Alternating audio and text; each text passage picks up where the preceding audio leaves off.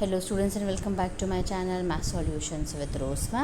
और आज की क्लास में हम करने वाले हैं डीओए की तरफ से दी हुई मिशन मैथमेटिक्स क्लास 9th की कार्यपत्रक। आज का टॉपिक है घातांक के नियम और संख्या पद्धति वाला ही चैप्टर आपका चल रहा है और डेट है 18 जुलाई 2025। तो चलिए स्टार्ट करते बेटे हमारी आज की वीडियो।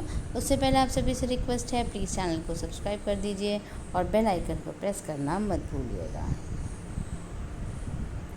हम पिछली कक्षा में सीख चुके हैं कि जब एक ही संख्या स्वयं से बार बार गुणा होती है तो हम उसे घातांक रूप में लिखते हैं। जैसे 3 को अगर 5 बार गुणा कर रहे हैं तो 3 की घात 5 लिखा जा सकता है।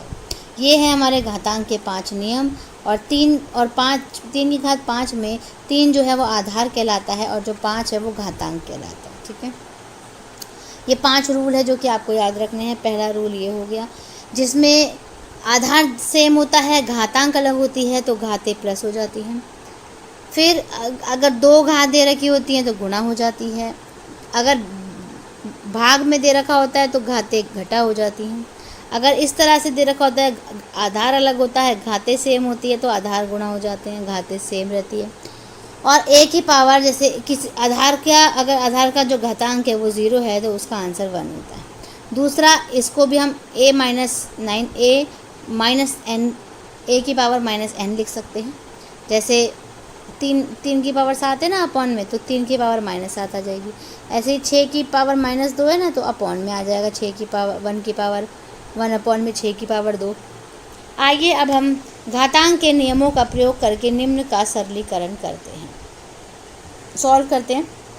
11 का 11, 3 और 2 5, 5 का 5, 7 दूनी 14, 7 और 3 में से 5 गया -2, 4 पंजे 20 की पावर 3 और 8 की घात 0 है यानी 1।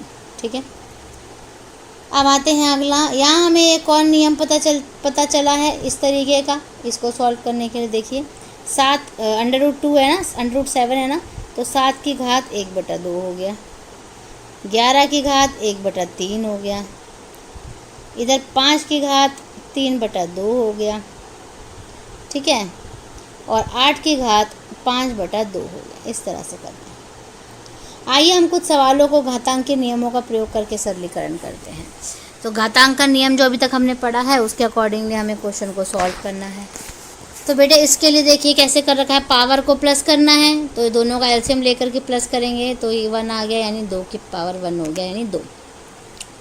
2 पंजे सीधा मल्टीप्लाई करा 10 आ गया। अब यहाँ पे स्वयं प्रयास कीजिए में 3 प्रश्न दे रखे हैं, एक एक करके हम एक को सॉल्व कर लेंगे।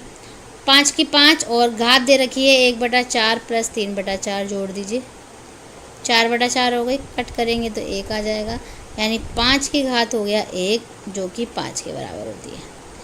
7 और 7 घात सेम है, प्लस करना है तो -3 + 4 हो गया। 4 में से 3 गया 1 यानी 7। आधार अलग है, 6 × 48 और 7 जो है घातांक सेम है तो 7 ऐसे आ जाएगा। तो ये तीनों क्वेश्चन भी हमने सॉल्व कर लिए। तो पूरी वर्कशीट आपको अपनी कॉपी में नोट डाउन करनी है। So thank you students for watching the video को लाइक शेयर एंड चैनल को सब्सक्राइब करना मत भूलिएगा। फिर मिलेंगे बेटा नई वीडियो में नई वर्कशीट के साथ।